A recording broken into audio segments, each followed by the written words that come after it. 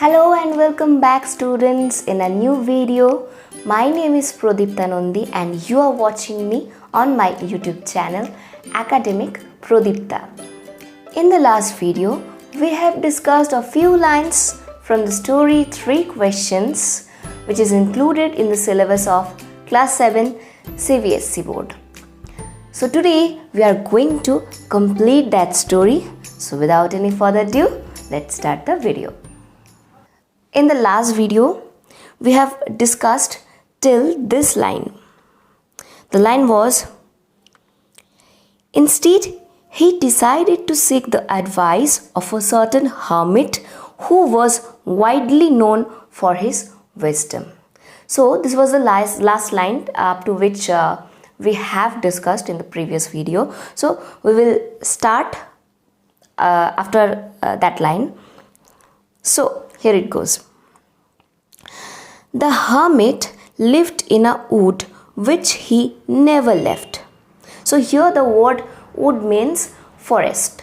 So the hermit used to live in a forest which he never left. He saw no one but simple people, and so the king put on ordinary clothes. So here we get to know that the hermit used to meet with only simple people. So the king tried to dress himself like a simple people, so he wore ordinary clothes. Before he reached the hermit's hut, the king left his horse with his bodyguard and went on alone. So before reaching the hermit's hut, what did the king do? He left his horse with his bodyguard and went on all alone. As the king came near the hermit's hut, he saw the hermit digging the ground in front of his hut. So, what did the king see? He saw that near the hermit's hut, near the place where the hermit used to stay, the hermit was digging the ground. That means he was cutting earth actually. He greeted the king and continued digging. So the hermit, what did the hermit do? He greeted the king and continued his work. The hermit was old and weak, and as he walked, he breathed heavily. So the king watched that the hermit was old and weak. So when he was walking, he was breathing heavily. The king went up to the hermit and said, I have come to you, wise hermit, to ask you to answer 3 questions. How can I learn to do the right thing at the right time? Who are the people I need most? And what affairs are the most important?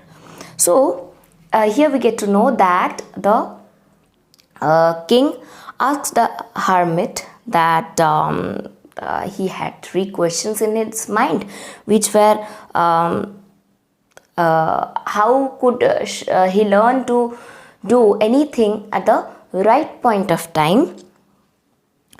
Secondly, who are the people he needed most? And thirdly, what affairs are the most important? The hermit listened to the king but did not speak. So the hermit's reaction was he didn't speak a word. He just listened to the king. He went on digging. So he continued doing his work. You are tired, said the king. Let me take the spade and work in your place. So the king told the hermit that, see, you are tired, so give me your spade and I will do the work of digging. So here spade means sharply designed tool which is specially used for cutting earth. Thanks, said the hermit, giving the king his spade. So the hermit thanked the king and he passed his spade to the king. Then he sat down on the ground. When the king had dug 2 beds, he stopped and repeated his questions. So after he finished digging 2 beds, beds means small patches of ground for plants, small patches of ground for sowing seeds and for growing plants. So he just dug 2 beds and he stopped working and repeated his questions again. The hermit gave no answer but stood up, stretching out his hand for the spade, and said, "Now you rest and let me walk." So, what did the hermit do? He just stretched his hands and asked the king to give him his spade so that he can dig further.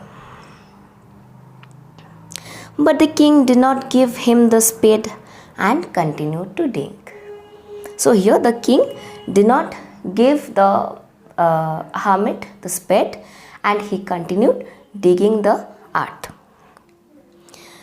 1 hour passed, then another. The sun went down behind the trees, and at last the king stuck the spade into the ground and said, "I came to you, wise man, for an answer to my questions. If you can give me no answer, tell me so, and I will return home."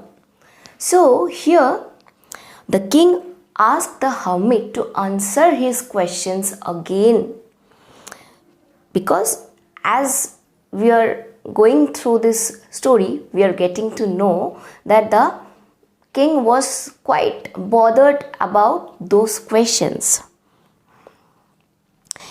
"Here comes someone running," said the hermit. The hermit replied that, "See, someone is coming there and he is running."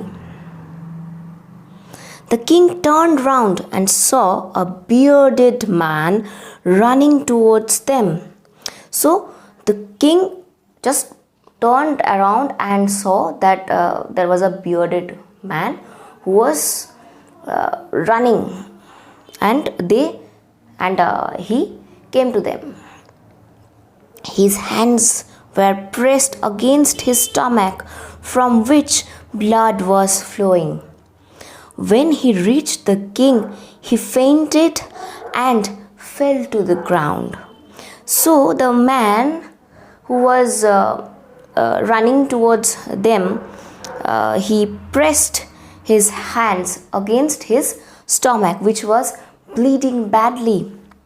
And when he reached the king, he just lost his consciousness. He fainted and fell to the ground.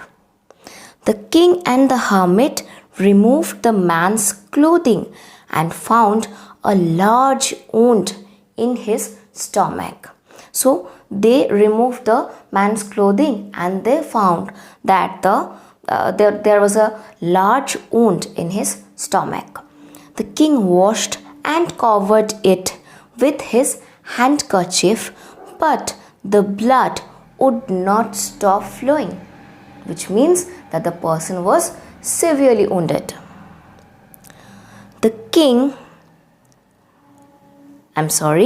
By this time the sun had set and the air was cool. So in between, what happened, that it was time for the sunset and there was cool air blowing. The king and the hermit's help carried the wounded man into the hut and laid him on the bed. So here the king with the hermit's help. That means a person who used to help the hermit, he helped the king to in carrying that wounded person to the hermit's hut and laid him on the bed. The man closed his eyes and lay quiet. The king, tired by his walk and the work he had done, lay down on the floor and slept through the night. So here we get to know that both of them, the king and that wounded person, they laid down and they slept for that night.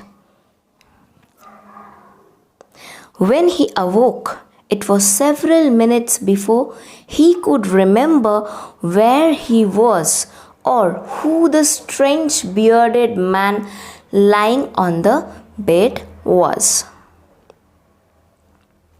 "Forgive me," said the bearded man in a weak voice when he saw the king was awake.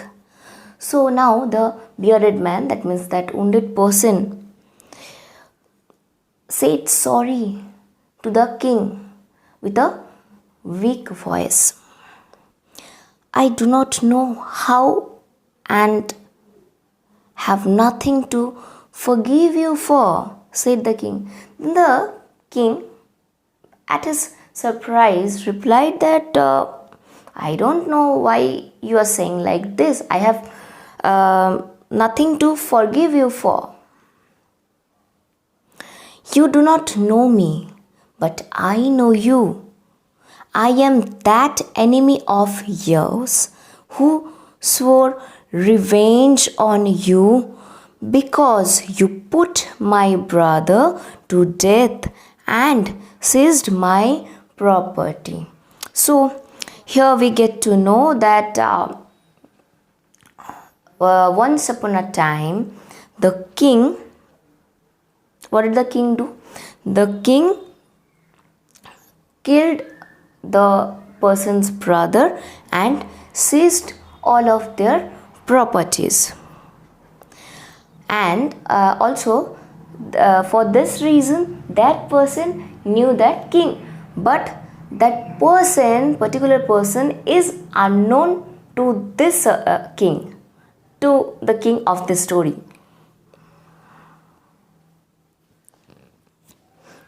"I knew you had gone alone to see that hermit, and I made up my mind to kill you on your way home." So basically that person tried to take a revenge on the king. So he knew that the king would come, the hermit. Okay, so he knew that fact. So he waited there, right? But the day passed and you did not return. So I left my hiding place and I came upon your bodyguard who recognized me and wounded me. So here comes the significance of that bodyguard. What did he do? He recognized that person, and as usual, he thought that he might he might prove himself as a harmful person. That's why he wounded that bearded person. "I escaped from him, but I should have died if you had not dressed my wounds. I wished to kill you, and you have saved my life." So now that person is regretting and saying that, "I tried to kill you, but you saved my life." And what can be bigger than that, right, students? "Now, if I live, I will serve you as your most faithful servant and will order my sons to do the same. Forgive me." So now the person says that, "Now, if I live, if I am alive, then I will serve the rest of my life as your servant, and I will order my sons to do the same. Please forgive me. He is begging pardon, and he wants the king to forgive him. The king was very happy to have made peace with his enemies so easily and to have won him over as a friend. So, yeah, obviously, the king became very happy as his enemy became his friend. He not only forgave him but said he would send his servants and his own doctor to look after him, and he promised to give back the man his property. So here we get to know that all kinds of problem in between them sorted out, right? So the king promised that person that he will be sending his servants and his personal doctor to that person so that he can recover quickly and easily. Leaving the wounded man, the king went out of the hut and looked around for the hermit. So again the king was on his page and he was looking for his answers. So he looked around to meet the hermit again. Before going away, he wished once more to get answers to his questions. So before returning home, he just wished once more. He just wanted to give another chance rather for getting the answers of his questions. The hermit was on his knees sowing seeds in the beds that had been dug the day before. So the hermit was doing his work. He was sowing seeds on the bed, on the patchy ground which he dug the day before. The king went up to the hermit and said, "For the last time, I beg you to answer my questions, wise man." For the last time, the king requested the hermit to give the answer of his questions. "You have already been answered," said the hermit, still bending down to the ground and looking up at the king as he stood before him. So the hermit said that you have got the answers. You have already been answered. "How have I been answered? What do you mean?" So now the king became confused and he said that what are the answers? I can't make out. "Do you not see?" replied the hermit. "If you had not pitied my weakness yesterday and had not dug these beds for me, you would have gone away." So the hermit said that if you had not done whatever you had done for me, then what would have happened? You'd go and whatever was about to happen to you, that would have happened. Then that man would have attacked you and you would have wished you had stayed with me. So yeah, that was about to happen if the king didn't help the hermit didn't get engaged in the work what the hermit was doing, right? Otherwise he would have returned back from there and as usual the person would have killed him. So the most important time was when you were digging the beds. So here comes the first answer of his questions, of the questions of the king. So what was the right time? The right time was when the king was helping the hermit in digging the earth.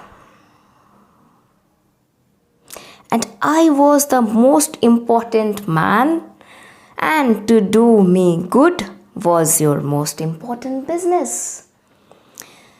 So at that point of time, the most important man in the king's life was that hermit. And what was the most important stuff to do? To help the hermit.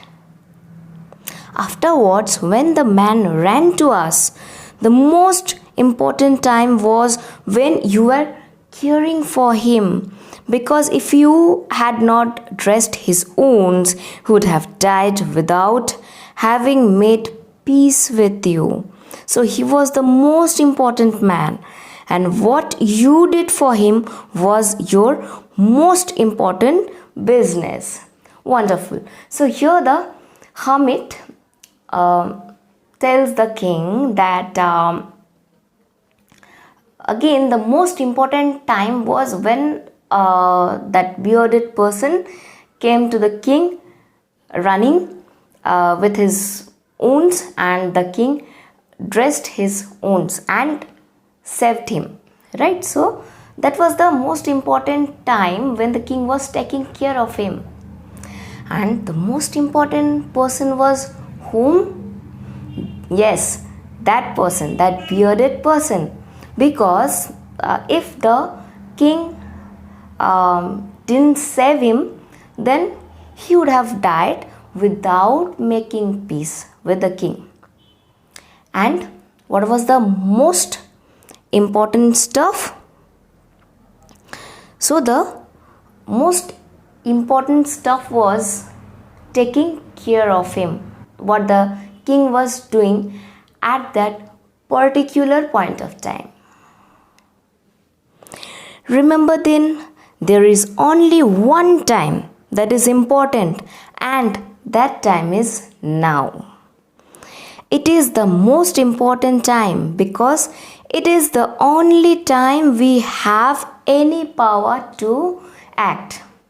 So, here the hermit tells the king that if there is something called the most important time, then it's only the current moment, the current time. It's now only. Okay? It is the most important time because it's the only time we have any power to act. See, we don't have the power to act for our future or to act for our past. But yes, we can do something for our present situation, right? So here is the thing what the hermit really conveys to the king, that the most important time in your life is the time in which you are in. The most necessary person is the person you are with at that particular moment, for no one knows what will happen in the future and whether we will meet anyone else. So the most necessary person is whom?